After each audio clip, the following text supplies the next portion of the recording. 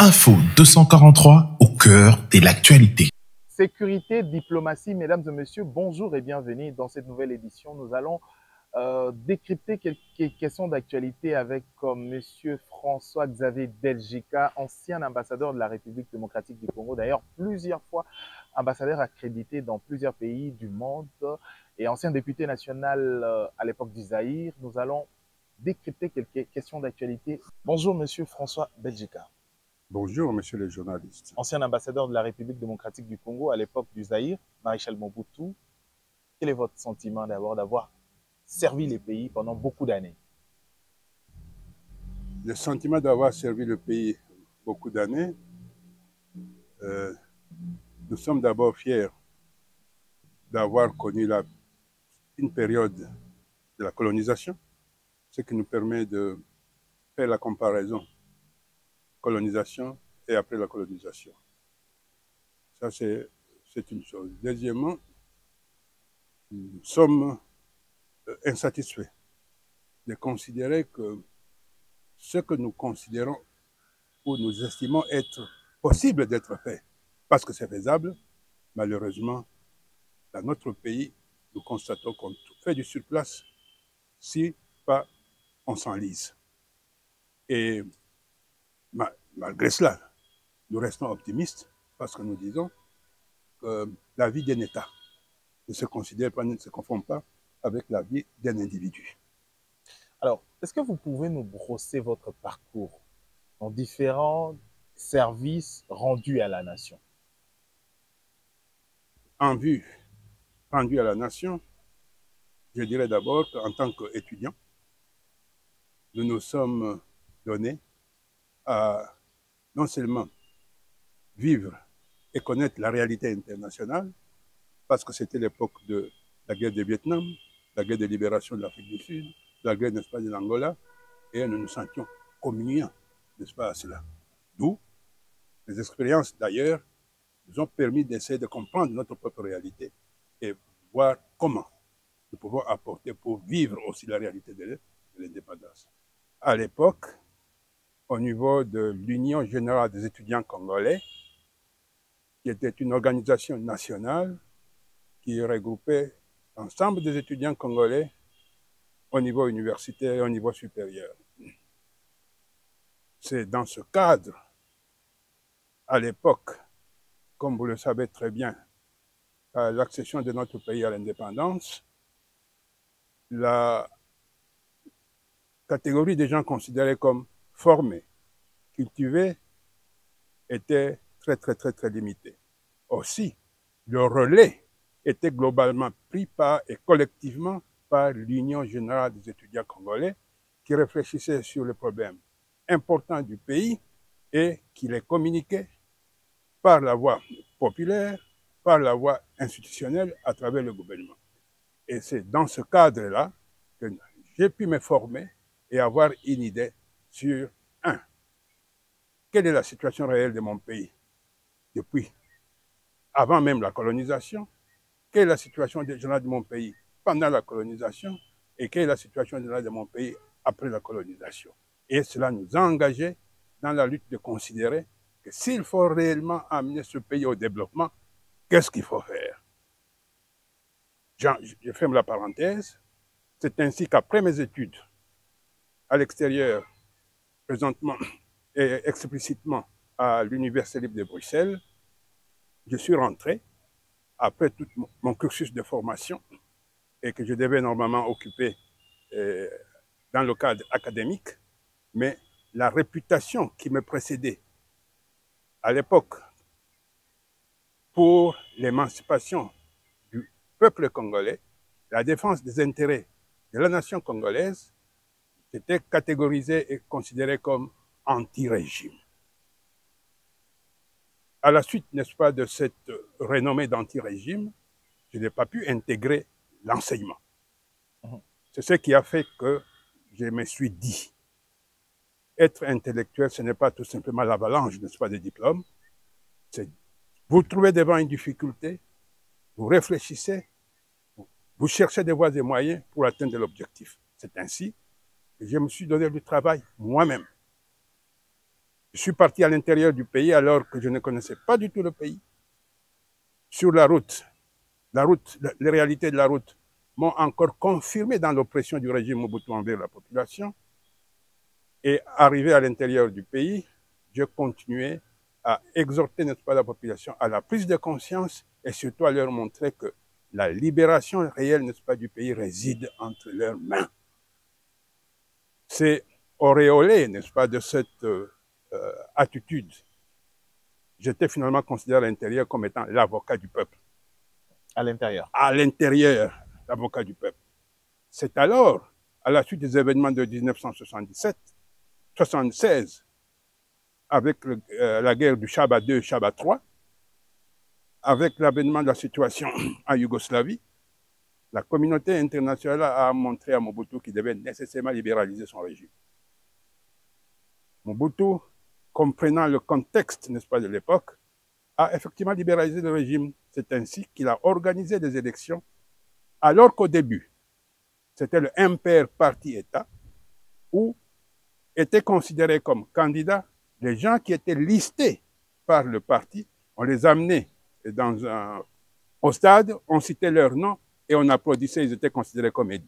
Donc une nomination. Mais dans ce cas-là, en 1977, la communauté internationale, pour ça Mobutu n'est pas libéralisé, Mobutu a finalement dit, plus question, le parti ne présente personne, que chacun aille se présenter lui-même devant la population. C'est dans ce contexte-là, auréolé par l'action à l'intérieur, que les jeunes gens, les mamans, sont venus m'accoster pour me dire il faut que vous vous présentiez aux élections libres de 1977. Je leur ai dit que ce n'était pas possible, parce qu'à l'époque, c'était la circonscription de Cabinda, où il y avait 22 sièges. Et il y avait déjà 500 candidats pour 22 sièges. Je leur ai dit, regardez vous-même, n'est-ce pas, la liste, elle est si étoffée, avec le fils de chef, avec mes aînés, avec les commerçants, bref, je ne me représente pas. Mais ils ont insisté, c'est ainsi que, à la dernière minute, le dernier jour, vers 16h30, qu'ils sont venus me prendre et j'ai déposé ma candidature. Et c'est dans ce cadre-là, eux-mêmes ont pris en charge les jeunes, les mamans, même ceux qui n'avaient pas appris à lire et à écrire, ils avaient pris ma petite photo avec les mots d'ordre du programme que j'avais mis au verso.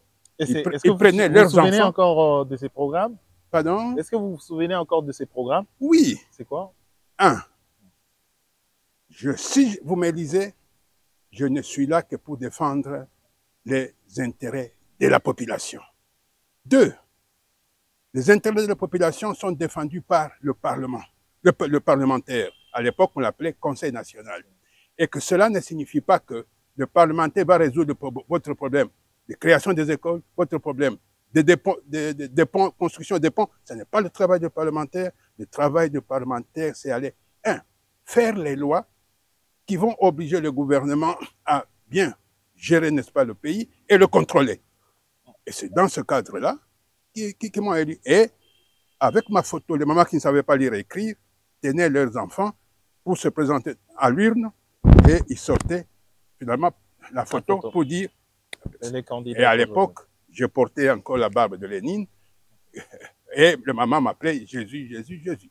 C'est ainsi que j'ai été élu en 1977 lors des élections libres qui ont été organisées et je suis venu au Parlement.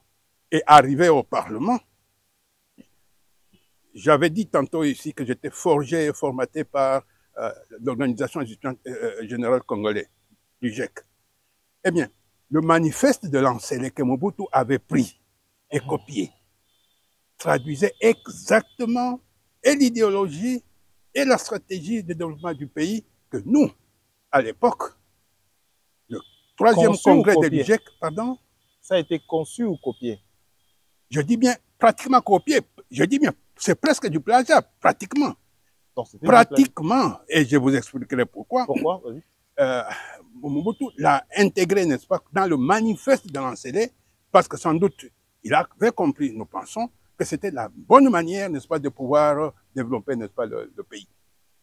Et ce manifeste de l'antecédé, jusqu'aujourd'hui, nous pensons que ça reste l'œuvre et c'est un chef d'œuvre qui peut être très bien appliqué et permettre et à l'indépendance et à notre pays, n'est-ce pas, de pouvoir se développer. Okay. Quels sont les mobiles qui intéresseraient le développement du Congo dans le manifeste de l'Antélé? D'abord, nous avions dit qu'il faut nécessairement qu'il y ait la démocratie. Non pas une démocratie copiée, mais démocratie qui devrait nécessairement s'insérer dans les racines et les réalités de notre pays. Je pense que malheureusement, l'émission ne sera pas assez longue pour que je puisse vous développer cela, mais je donne seulement les grands axes. Voilà. 1. Développer, ou plutôt copier, la démocratie occidentale.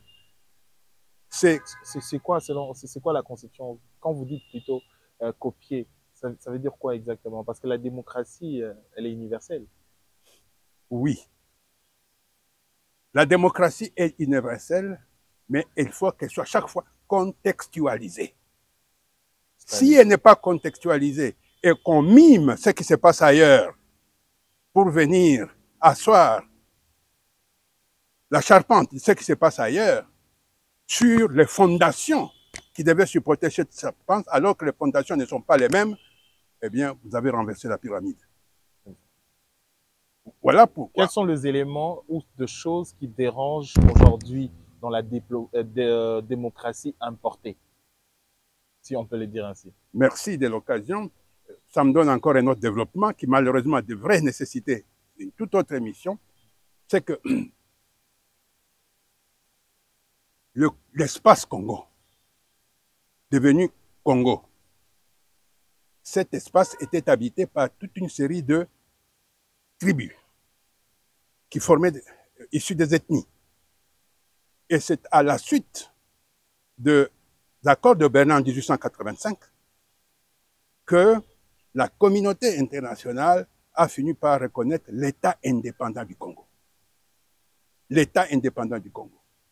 Cet État indépendant du Congo, on l'a confié à une personne, un individu qui est le roi de Belge. Les raisons, c'est que un individu ne peut pas s'opposer aux intérêts des États. Les intérêts des États seront toujours supérieurs, n'est-ce pas, à l'intérêt d'un individu. Par conséquent, on lui a confié cela sous forme de l'État indépendant du Congo. Et à l'époque, la richesse qui constituait le développement du pays, ou plutôt même du monde, parce qu'on passait à ce moment-là de la révolution de navigation, n'est-ce pas, par des pavillons, c'est-à-dire guidés et transportés par le vent, au moteur. Finalement, cette période est pratiquement terminée. On a inventé les moteurs. Le moteur, travaillant dans les usines, finalement, on a essayé de le mettre, comment l'utiliser au niveau de le fonctionnement sur la route. Essayer de changer les chariots qui transportaient, les carrosses qui transportaient les gens et les individus, d'abord quantité limitée, deuxièmement distance et vitesse très très très limitée, en roues. Qui dit roue, nécessairement on a besoin de caoutchouc. Or, c'est dans le bassin du Congo que on pouvait exploiter le caoutchouc qui était à l'époque considéré comme l'or dans le temps, comme le coltan aujourd'hui, comme le cobalt aujourd'hui, dans le cadre, n'est-ce pas, de nouvelles technologies. C'est ainsi que l'exploitation du caoutchouc a été exploitée d'une manière telle, d'abord sauvage, ce qui a fait qu'il y a eu 15 millions de morts qui ont été utilisés grâce à la méthode, n'est-ce pas, d'exploitation des travaux forcés utilisée par le roi de Belge, que la communauté internationale a pu à l'époque faire passer la mutation de la technologie à la technologie, n'est-ce pas, de voitures et de véhicules, grâce au caoutchouc.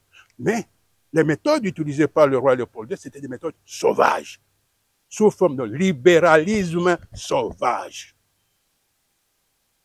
ayant comme actif 15 millions de morts. Au point que, alors que lui en envoyait même il envoyait des missionnaires pour leur dire, allez, n'est-ce pas, évangéliser au Congo, mais attention, je ne vous dis pas que ces gens-là ne connaissent pas Dieu. Ils connaissent Dieu. Ils l'appellent Nzambe.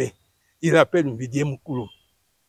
Un, deux, ne pensez pas que ces gens-là ne savent pas se comporter et vivre convenablement. Ils respectent le bien d'autrui. Ils condamnent le vol et ils condamnent le viol. Donc, ce n'est pas ça que je vous envoie faire. Je vous envoie pour que vous puissiez leur apporter notre civilisation. Et notamment, il faut leur dire, attention, soyez heureux d'être pauvres, parce que le pauvre, c'est celui qui ira rapidement, n'est-ce pas? Deux, faites en sorte qu'ils soient dociles, hein, qu'ils ne puissent pas, n'est-ce pas, se révolter. Bref, c'est ce qu'il appelait la civilisation. Un. Mais, 1885, la loi et le règlement international qui avait défini la création de l'État indépendant du Congo, c'était considéré comme étant un bassin de libre-échange, de libre commerce. C'est-à-dire, les puissances occidentales, chacun pouvait y venir et y récolter. Voilà le contexte. Et c'est là sur comme fond idéologique, le libéralisme sauvage. Je dis bien le libéralisme sauvage. Axé sur l'individualisme. Et l'individualisme défendu par, soi-disant, la démocratie, qui a sans doute évolué de 1885 à maintenant, mais dont le fondement reste le libéralisme sauvage. L'individu est au-dessus de tout. L'expression individuelle, il faut, n'est-ce pas, la protéger par rapport même à la communauté. Alors que nous, notre conception ontologique n'est pas celui-là. La conception ontologique de toutes ces tribus qui se trouvent, c'est ça. Hein? C'est la communauté qui prime. C'est l'intérêt collectif qui prime et non pas l'intérêt individuel. Et tout individu qui essaierait, n'est-ce pas, se mettre en marge de cette loi naturelle et organisationnelle était considéré comme anticommunautaire. Alors, donc, j'ai dit malheureusement que votre émission c'est très courte, je passe de l'état sauvage, on arrache à cause de ses excès à Léopold II. La gérance, n'est-ce pas, de l'état indépendant, on l'a confie à la colonisation. Nous mutons le libéralisme sauvage au libéralisme colonial. Et qu'est-ce qui a changé? Quelles sont les méthodes qui ont évolué ou Non, je dis bien, il y a mutation de forme et non pas de fond. Okay. On saupoudre, mais en réalité, les principes fondamentaux de gestion et d'objectifs restent les mêmes. À savoir, c'est toujours l'individu qui prime, c'est toujours la liberté soi-disant individuelle qui prime, c'est toujours l'exploitation coloniale pratiquement qui prime, et non pas la mise en exergue la valeur de l'homme en tant qu'homme, quelle que soit sa couleur, mais parce qu'homme, parce qu'humain, il faut qu'on lui applique la justice qu'on voudrait qu'on s'applique soi-même. Ça, c'est la colonisation. Avec ce qui a évolué au niveau international, les réclamations par les forces de Bandung, au niveau de l'Afrique, au niveau de l'Amérique latine, ont fait que la colonisation, elle aussi, a dû mettre genou à terre avec l'indépendance. L'indépendance, c'est 1960. Nous mutons, n'est-ce pas, de libéralisme. Sauvage. Non, sauvage colonial avec soit le libéralisme. Nous mutons au libéralisme. Toujours dans l'individualisme. Colonial et nous partons maintenant au néocolonialisme qui nous a marqués depuis 1960 et qui continue en réalité à nous marquer et à formater nos institutions dans l'organisation. Vous avez vécu ces moments de transition de l'indépendance du pays. Qu'est-ce qui a fait que la République démocratique du Congo n'obtienne pas l'indépendance économique? Mais vous me passez, n'est-ce pas, la Perse, merci beaucoup. Jusqu'en 1960, l'élite de l'époque s'est intéressée essentiellement à l'indépendance politique. La table ronde de Bruxelles. Ils se sont très peu préoccupés de l'indépendance économique du pays. Au point que la colonisation à l'époque, qui gérait l'ensemble des territoires, n'est-ce pas, de la République actuellement Congo, sous la forme de sociétés à charte, qui s'étaient partagées l'ensemble, n'est-ce pas, du territoire national, à l'est, au nord, au sud, sous forme de sociétés à charte. Et c'est en 48 heures avant l'accession à l'indépendance que le gouvernement belge, ces sociétés étaient des droits congolais, que le gouvernement belge transformera, que ces sociétés qui étaient des droits belges, les transforment en droits congolais, les transforment en droits belges. Ainsi, tout le portefeuille qui appartenait et qui devait appartenir, n'est-ce pas, à l'État, sont passés du côté de la Belgique. Et du reste, c'est ce qu'on a appelé jusqu'à présent le contexte belgo-congolais. Voilà qu'on accédait à l'indépendance sans force économique, parce que le pays s'est contenté uniquement de soi-disant démocratie et libérale. Nous serons ministres, nous allons occuper tel poste. Que de postes, que de fonctions. Pardon? C'était juste de que de postes, de fonctions. Exactement. L'intérêt, c'était plus des individus. Exactement. De deux, la loi fondamentale elle-même, qui a permis notre pays d'accéder à l'indépendance, était organisée d'une manière telle que la colonie continue à contrôler même la manière d'accéder au pouvoir des dirigeants. D'où, pour sauvegarder leurs intérêts, ils pouvaient très bien, selon les cas, pistolet X et non pas tel, créer tel problème ethnique pour éviter que ceci ne puisse pas accéder aux fonctions à la magistrature suprême dans la mesure où leurs intérêts semblaient ne pas être traduits en pratique ou représentés.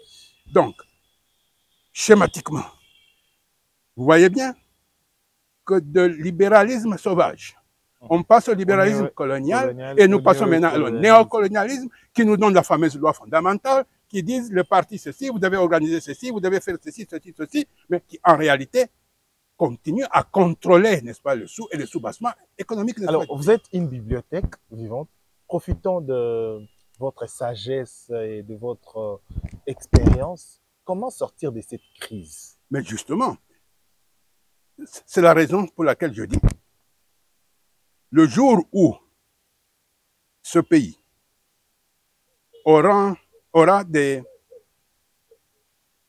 responsables intellectuels et notables politiques nationaux et assis sur la volonté réellement populaire de devenir indépendant, ils diront que, examinons comment, pendant des siècles et des siècles, avant que la colonisation n'arrive, comment est-ce que nous nous sommes dirigés? Parce qu'on n'a pas disparu. Il y a eu des calamités, n'est-ce pas, qui ont rencontré nos peuples et nos populations. Mais on a survécu à travers le temps. Ce principe existe. Et du reste, au niveau de notre parti, nous y réfléchissons. Ça existe. Ça existe au point que, mais basé sur la primauté de la communauté, la primauté de la solidarité, qui dans le temps, c'était solidarité ethnique, villageoise, tribale, selon l'espace. Le vivre ensemble, c'est une valeur africaine. Permettez que je fais le développement. Il ne suffit pas seulement de parler de vivre ensemble, ce sont des mots. Quel est le contenu que vous lui donnez? Si le contenu que vous lui donnez, c'est de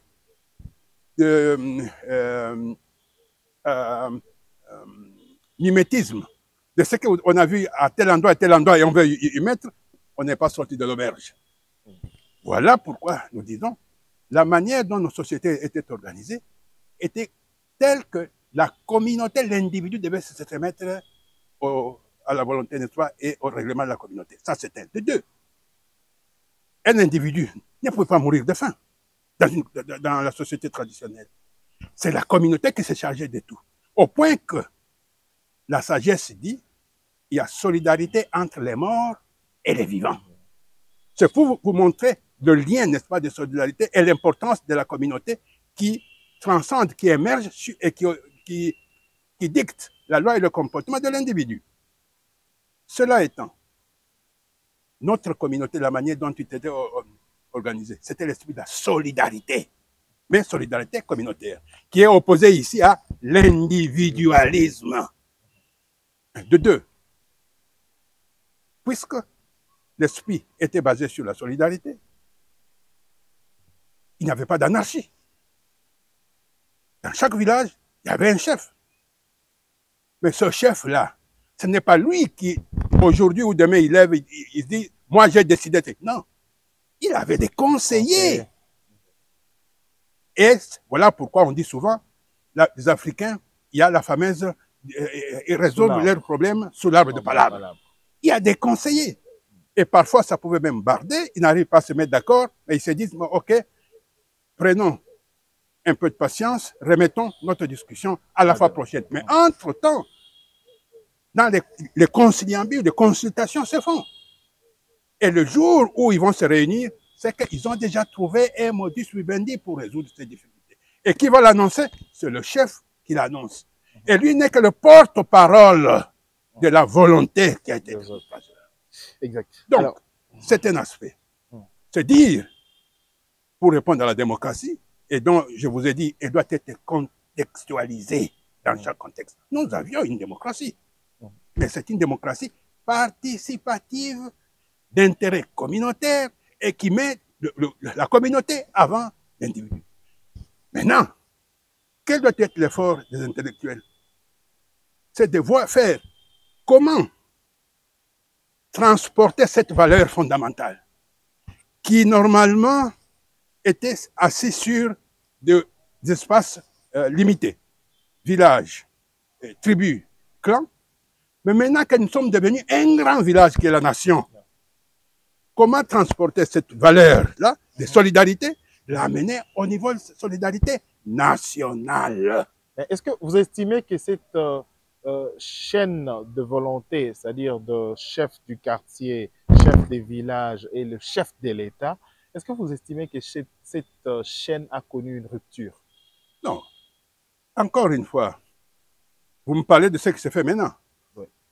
Mais encore une fois, j'ai dit, c'est on copie les structures d'ailleurs, on veut les mettre ici, et ça tourne dans le vide, parce qu'il n'y a pas la racine ontologique qui va jusqu'à puiser l'essentiel, la sève qui devait nourrir l'ensemble de ces structures. Et c'est cela qui manque.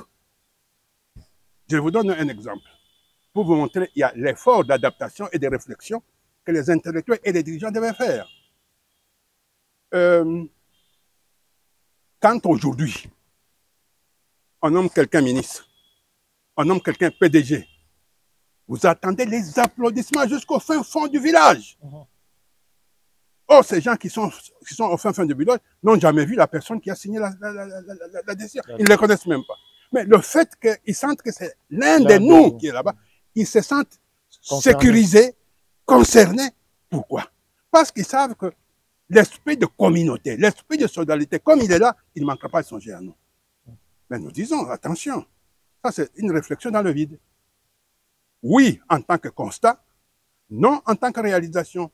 Pour que cela puisse se réaliser, faut-il encore faire évoluer les mécanismes et créer les structures, cette fois-ci, sur le plan national, qui doivent intégrer, qui doivent puiser, qui doivent être transversées, et horizontalement et verticalement, par cette sève-là, qui a fait que les structures nationales ont été, traditionnelles, ont joué, n'est-ce pas, leur rôle. Sinon, on tourne dans le vide. Donc, nous disons, c'est l'esprit de solidarité qui doit primer.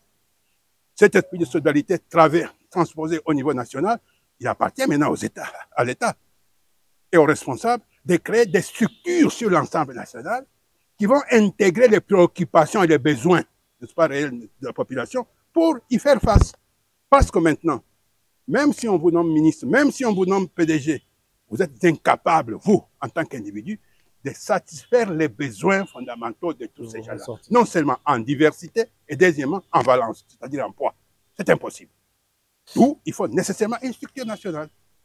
Et c'est l'effort, normalement, que le responsable du pays devrait faire. Et c'est possible. Mais il faut d'abord comprendre la nécessité. Deuxièmement, accepter d'y réfléchir. Alors, parlons de la diplomatie. Je l'ai dit tantôt. Est-ce que vous pouvez nous dire d'abord, vous aviez été diplomate dans combien de pays à l'époque d'Isaïr, du maréchal Mobutu? J'ai été diplomate en Guinée, mais pour arriver à cela, il faut que je donne une petite anecdote encore une fois. Parce que vous vous demandez, mais vous avez été élu, mais alors comment vous êtes devenu finalement diplomate?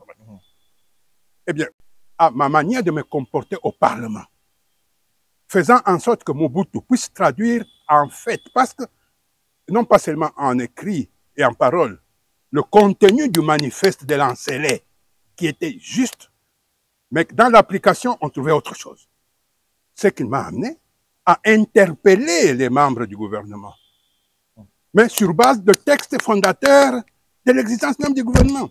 Et par conséquent, on ne pouvait pas me considérer à ce moment-là que je suis entré contre le gouvernement. Non!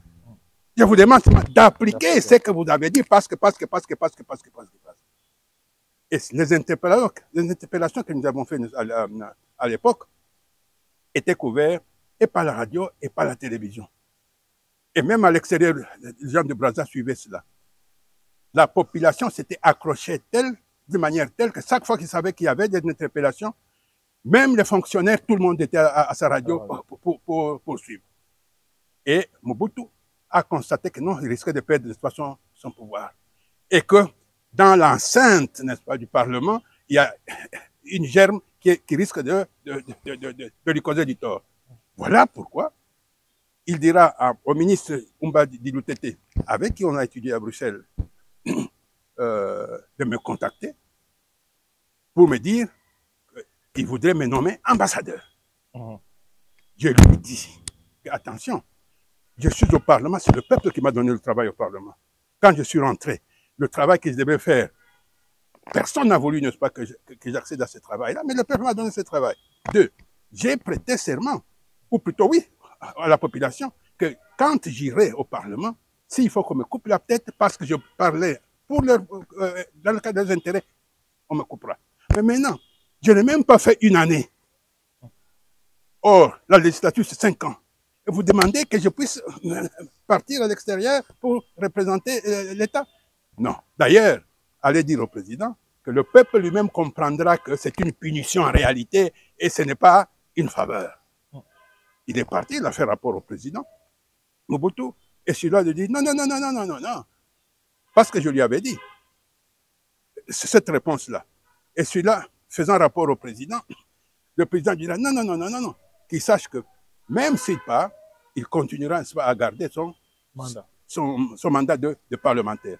Je lui ai dit qu'attention, le mandat de parlementaire, ce n'est pas seulement porter le titre. Il faut que, chaque fois qu'il y a session, que je vienne au Parlement. 2, après la session, que j'ai la possibilité d'aller rendre compte à la population et connaître leurs desiderata. Il répondra, oui, oui, oui, oui, toujours par le biais du ministre des Affaires étrangères, allez lui dire que tout cela c'est OK.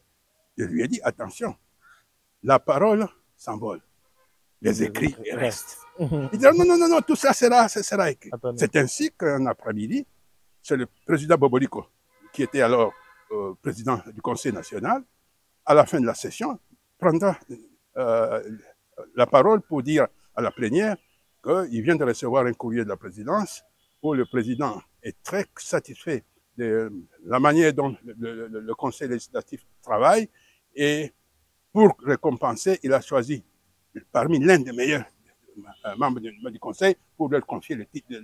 À l'époque, vous étiez au nombre de combien? Pardon? À l'époque, vous étiez au nombre de combien? Au Conseil, nous étions 300 et deux. 300 représentants. 300 et deux. Bon. Et pour lui confier le poste. 1. Le ministre des Affaires étrangères qui me lit en copie, il devra chaque fois qu'il y a session, lui envoyer le billet pour qu'il vienne assister à la session. Le président de l'Assemblée nationale qui me lit en copie, chaque fois après la session, il devra lui donner un billet pour qu'il aille à l'intérieur pour prendre connaissance avec ses électeurs et connaître leurs désirata. C'est ainsi que je suis parti. Mais avant de partir, je suis rentré à l'intérieur. pour communiquer et faire le tour de toute cette circonscription, leur expliquer, mais voilà ce qui m'arrive, voilà ce que ceci, qu'en pensez-vous? Et eux de dire, non, on ne sait jamais, c'est peut-être nos ancêtres qui vous épargnent de certains dangers. Allez-y, mais ne n'oubliez pas. Okay. C'est ainsi que je suis parti. Un premier poste, c'était Conakry. Okay. Et deuxième? Chez Conakry, Sierra Leone, Libéria, et ça c'était à Cap-Vert, ça c'était en Afrique. Et puis en Asie, New Delhi, Singapour, et Sri Lanka et Indonésie. Et c'était quoi le rapport entre des États où vous étiez accrédité et le Zaïre? Est-ce que le Zaïre était respecté à ce temps-là? S'agissant de la Guinée, certes vous êtes jeune, sauf si vous avez fait des lectures, vous comprenez cela. En Guinée, le président guinéen considérait Mobutu toujours comme étant celui qui a tué Lumumba, Patrice Lumumba. Et le considérait alors comme traître. Mais moi, je suis parvenu à faire comprendre au président guinéen qu'attention, les relations entre États ne se limitent pas aux individus.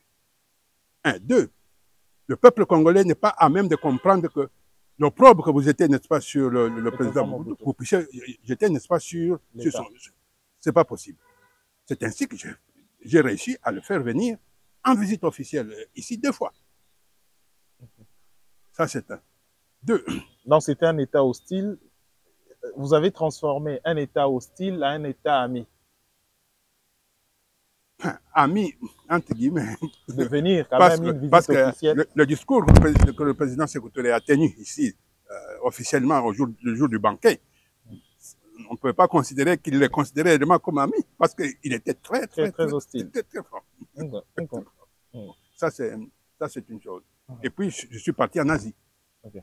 Et puis, de l'Asie, je suis venu ici. Et c'était quoi le rapport avec l'Asie, entre le Zaïre et l'Asie? Le rapport avec l'Asie, je crois que là, nous avons raté beaucoup de coches. Beaucoup de coches parce qu'au niveau de nos responsables à l'époque, encore une fois, confondaient toujours l'intérêt national, l'intérêt de l'État avec l'intérêt privé. Chaque fois qu'on parvenait à essayer de faire conclure des accords qui pourraient permettre au pays d'avancer, première question, qu'est-ce que j'aurais en dessous? C'est ainsi que Ah, donc ceci a commencé depuis l'époque de Maréchal Mobutu. C'est ainsi que le problème de Kolwezi, il y a eu inondation dans le mine de Kamoto. Ouais. Et c'était à ce moment-là, la production, n'est-ce pas, du cuivre avait complètement baissé. C'était un problème. Or, le budget national était essentiellement supporté par l'Union minière. Oui, l'Union minière du Haut-Katanga. C'est ainsi que les Indiens, grâce aux démarches et à l'explication que je leur ai donnée, ils étaient prêts à dire, hein, nous sommes prêts à envoyer nos techniciens qui iraient travailler avec les techniciens congolais pour faire l'évaluation de la situation réelle, n'est-ce pas, de dégâts et voir comment on peut y remédier. Mais seulement tout ce que nous vous demandons, c'est que, un, et nous, parce qu'à l'époque, on commençait déjà à mettre à la rizière le Zaïre, n'est-ce pas, à l'époque, on lui refusait, n'est-ce pas, les prêts au niveau de la Banque mondiale, au niveau de la Banque africaine, mais l'Inde a dit, elle, bien au contraire, elle est en train de refuser l'ensemble, n'est-ce pas, de ses crédits parce qu'elle a un matelas. Par contre, grâce à son renom et à la confiance que, sur le plan international, elle peut, elle, se mettre devant pour avoir le financement qui pourrait résoudre. Eh bien, qu'est-ce que nous aurons en-dessous des tables? Ça, c'est un. 2. Ça, c'était la délégation congolaise. La délégation congolaise. 2. Le problème de rail qui se pose du Katanga jusqu'à Kinshasa. Mais même Matadi, mais avec des interruptions. L'Inde était prête à venir investir pour former 2 voies. Parce que maintenant, il n'y a qu'une voie. Deuxièmement, le balisage n'est plus en vue. L'Inde était prête à venir réfectionner tout cela et créer même 2 voies. Encore une fois, buter à la question de... Des intérêts privés. 3. Et c'était la délégation congolaise. Pardon? La délégation congolaise. Ou le chef de l'État. Non. Ça, je n'ose pas le dire, puisque les rapports que j'envoyais à tout le monde, mais je contactais aussi les ministres sectoriels intéressés, après avoir contacté le ministre des Affaires étrangères. Mais c'était bloqué à quel niveau? C'était le ministre sectoriel ou le ministre des Affaires étrangères? Mais non. Au niveau de cas concrets que j'ai connus là, dont je parlais, c'était au niveau du ministre sectoriel. Ça, c'était bon. Mais ce qui se passe au niveau du ministre sectoriel, certainement, devait se passer aussi au-dessus. Certainement. Ça, c'est une chose. Troisième possibilité. Nous disons, nous avons beaucoup de diamants, notamment au niveau du Kasaï. Mais les Indiens m'ont approché pour dire que la qualité du diamant que vous trouvez là chez vous, c'est surtout la qualité que nous, ici, nous prisons. Mais nous avons des milliers et des milliers de tailleurs de diamants, même individuels, amenés. On peut passer des accords avec votre gouvernement. Ils nous amènent le diamant brut. Nous taillons et nous allons vendre ça au Japon et vous allez gagner 10 fois, 20 fois plus. Mais nous aurons aussi notre commission. Non seulement ça, à cela, moi j'ai ajouté, non seulement vous taillez cela, mais je souhaiterais que vous puissiez aussi construire une usine de taillerie et l'école de formation ils avaient accepté. Qu'est-ce qui a bloqué? Même difficulté. Intérêt. Individuel. Voilà quelques échantillons de difficultés rencontrées. Encore une fois, quoi? Toujours l'intérêt individuel qui prime sur l'intérêt du groupe, sur l'intérêt communautaire, sur l'intérêt de l'État. Et tant qu'on restera dans ce schéma-là, on ne sortira pas de l'auberge. Et tout cela bâti sur quoi? Sur, soi-disant, la démocratie libérale. Il suffit de former, n'est-ce pas, des partis, et il faut qu'on puisse sonner X ou Y par qui? Par ceux qui voudraient encore vous mettre à genoux. Le poids politique. Pardon? Le poids politique. Voilà. Alors, tant qu'on n'aura pas compris et fait l'analyse correcte pour nous donner les structures d'un fonctionnement de la nation par rapport à nos assises fondamentales, on ne sortira pas de l'auberge. Exemple, tout un architecte qui veut construire un bâtiment solide commence par la base. Lorsqu'on construit dans la mer, pour exploiter, les fondations qu'on fait dans la mer sont différentes des fondations qu'on au niveau de terrains marécageux, c'est différent au niveau de terrains sablonneux et même de terrains montagneux. Donc il faudra faire une étude. Effectivement. Donc, tout ce qui est comme architecture, la soi-disant démocratie, c'est l'architecture, mais repose sur quel fondement d'esprit et d'organisation? Un. De deux, vous copiez cela. Est-ce que le niveau de développement de ces pays-là est le même que le vôtre? C'est un sérieux problème, c'est un véritable problème. Ce n'est pas le même que le vôtre. Deux, en Europe, c'est la classe moyenne qui crée des emplois, qui crée des entreprises.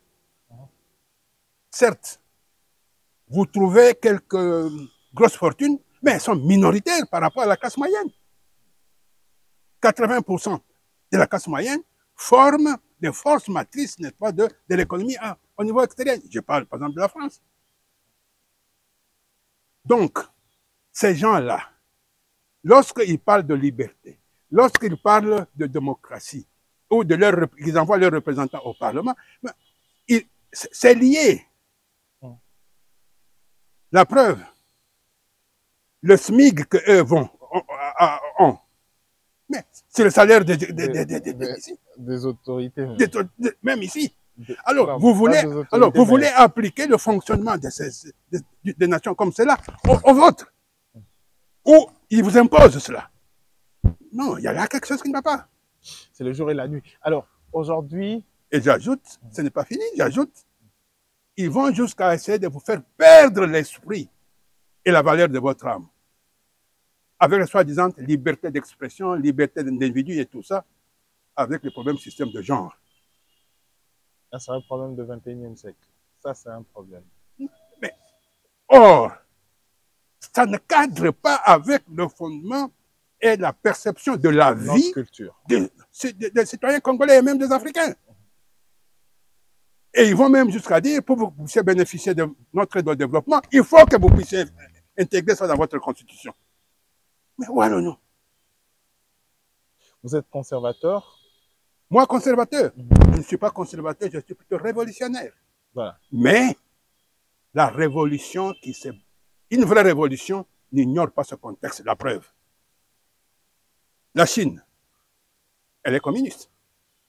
Est-ce que la Chine, le fondement de l'idéologie communiste chinoise est le même que l'Union soviétique? Non. Non. Mao a instauré un autre système tout en prenant les fondamentaux, n'est-ce pas, du communisme, mais en les adaptant à la réalité de son pays. Et voilà ce que le Chine fait comme mode de développement aujourd'hui. Alors, vous êtes un ancien diplomate chevronné, comme on peut le constater. Quelle perspective faites-vous sur la diplomatie de notre pays aujourd'hui? Pardon? Quelle perspective faites-vous sur la diplomatie de notre pays aujourd'hui? Si je peux dire, si vous me demandez sous forme de photographie instantanée, c'est une autre réponse que si je prends ça sous forme évolution et aller jusqu'au fond. Deux choses tout à fait différentes. Expliquez-vous. Je m'explique. On peut avoir aujourd'hui une sorte d'éclair qui apparaît dans notre nuage, dû à la capacité X ou Y ou Z en tant qu'individu. Mais ce n'est qu'un éclair. Cet éclair peut disparaître sans que les fondamentaux devant conduire au développement du pays puissent réellement être au grand jour. Alors que si cet éclair était assis sur les valeurs, la perception, les objectifs, les stratégies, allant jusqu'au fond, l'éclair disparaîtra, mais le flambeau continuera toujours à s'allumer. Voilà. Alors, merci. Nous sommes arrivés presque à la fin de notre interview. Vous êtes président d'un parti politique. C'est quoi la vie de votre parti politique? Je crois qu'on n'a pas parlé d'une chose qui me tient quand même aussi à cœur, le problème de l'agression. Voilà. On va y revenir. Voilà. On va y revenir. Votre parti politique. Oui. Je suis président national de CDPS, Congrès des démocrates pour le progrès social. C'est quoi la vie de votre parti politique aujourd'hui? Avant que je vous parle de vous posez la question sur l'avenir. La santé de votre parti. Ah, la santé, ok. Nous sommes implantés dans 20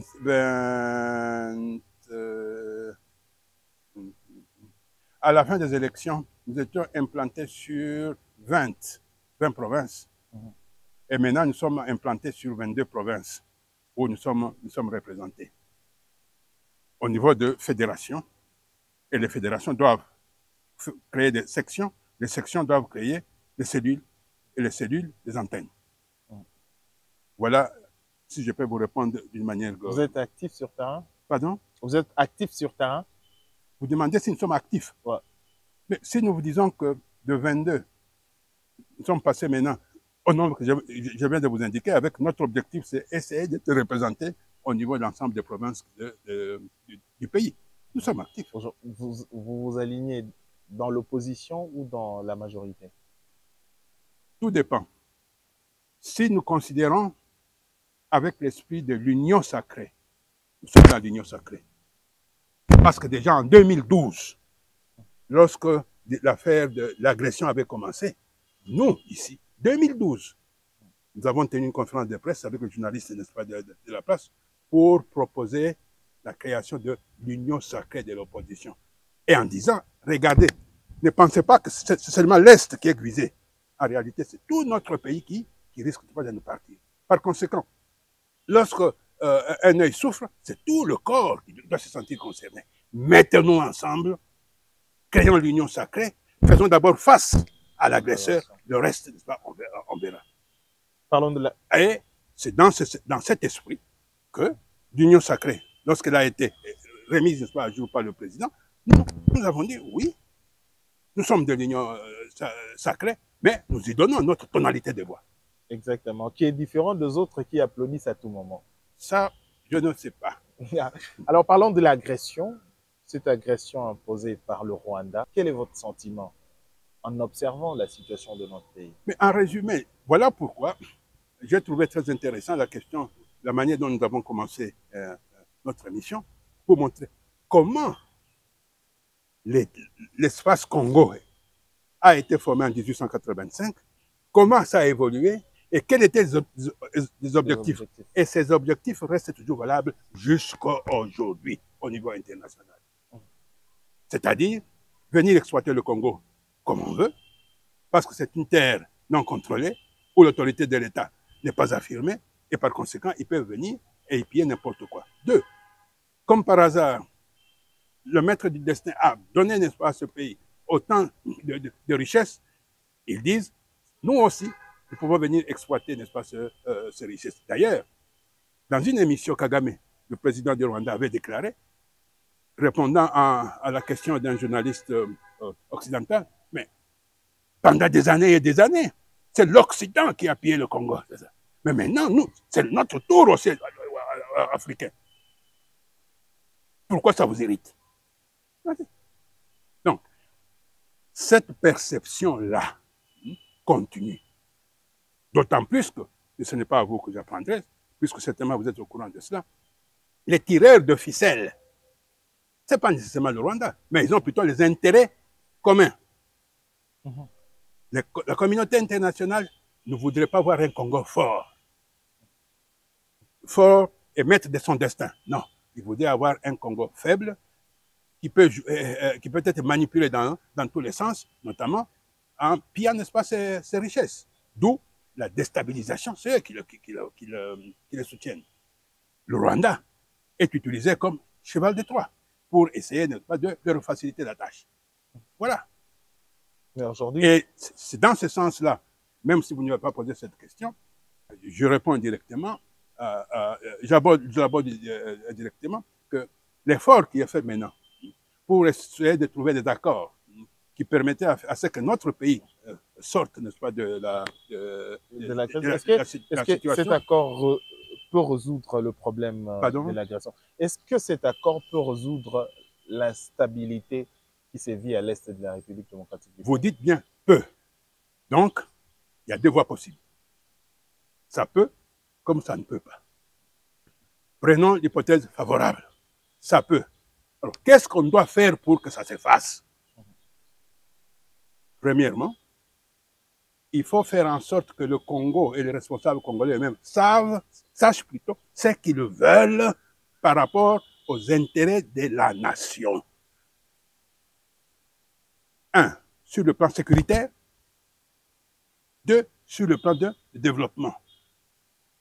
Une fois cela connu, certes, nous sommes dans un monde maintenant multipolaire. Le Congo seul ne peut pas se développer. Il peut être ouvert à n'importe qui. Mais dans la mesure où la venue tierce ne puisse pas empiéter sur notre souveraineté ou empêcher notre développement rationnel des intérêts, n'est-ce pas, de la population. Là, non. Par conséquent, de la manière dont la Chine traite avec les États-Unis, parce que tout en ayant des idéologies opposées, ils traitent. La preuve, les États-Unis ont considéré qu'ils avaient une balance de paiement, n'est-ce pas, en défaveur très forte, qu'ils ont commencé à prendre des mesures de rétorsion en ce qui concerne les frais de douane. Ils ont eu la réplique.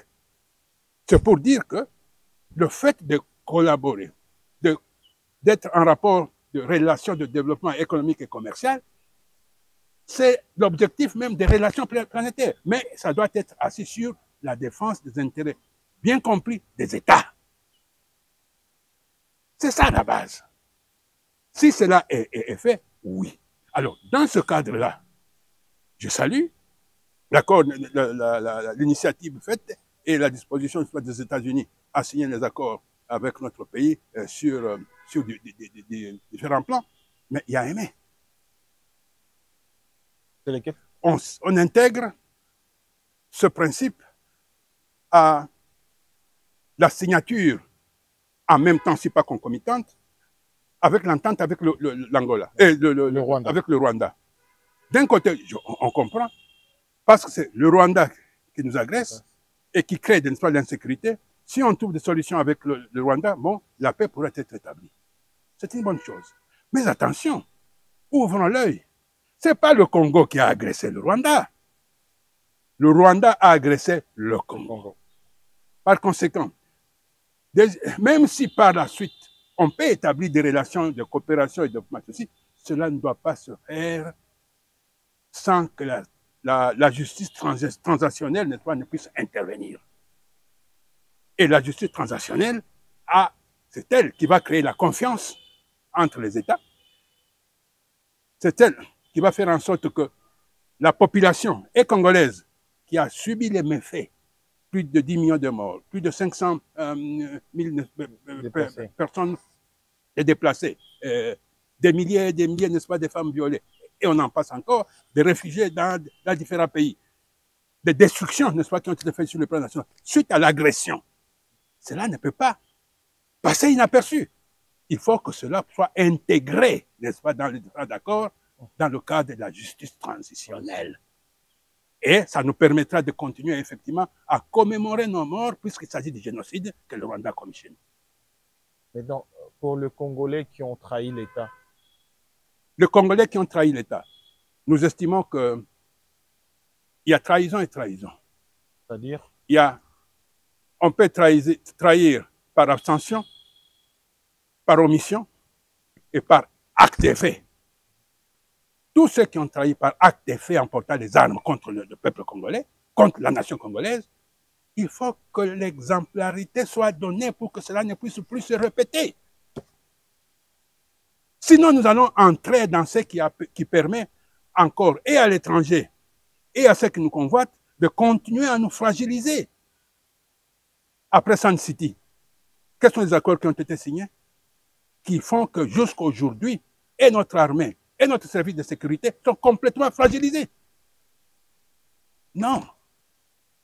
Non. L'État n'a pas d'amis. L'État doit défendre son intérêt. Et tout celui qui touche à l'intérêt supérieur de l'État doit être sévèrement sanctionné et d'une manière exemplaire. C'est une leçon. Merci, non seulement pour les survivants, mais pour les générations à venir. Merci, monsieur l'ambassadeur. Toutes les nations qui se sont développées, toutes les nations appliquent cette loi-là. Merci, monsieur l'ambassadeur François-Xavier Belgica, pour votre disponibilité. Je pense que c'est la première. Espérons qu'on aura un autre rendez-vous, une autre émission, pour parler sur d'autres questions d'actualité. C'est moi qui vous remercie de nous avoir approchés pour écouter aussi notre son de cloche, malgré la situation que connaît, n'est-ce pas, le pays. Un, deux, merci d'être venu, puisque vous serez aussi le porte-voix de cette tonalité, n'est-ce pas, de la manière dont nous voyons la situation du pays. Et trois, enfin, nous espérons que la population qui nous suit ou qui nous suivront pourra comprendre que si on apparaît comme avoir mis un genou à terre, le Congo ne mettra pas deux genoux à terre si, et seulement si, la classe intellectuelle, les dirigeants, les notables, se mettent à réfléchir et évitent à faire du mimétisme qui ne nous amène à rien, soit ce n'est que faire du surplace ou qui nous plombe dans la mesure où on n'avance pas. Ça n'est fini pour cette édition. Merci de l'avoir suivi, mesdames et messieurs, chers abonnés d'Info 243. Retrouvons-nous prochainement pour une autre édition. D'ici là, portez-vous bien. Au revoir. Info 243 au cœur de l'actualité.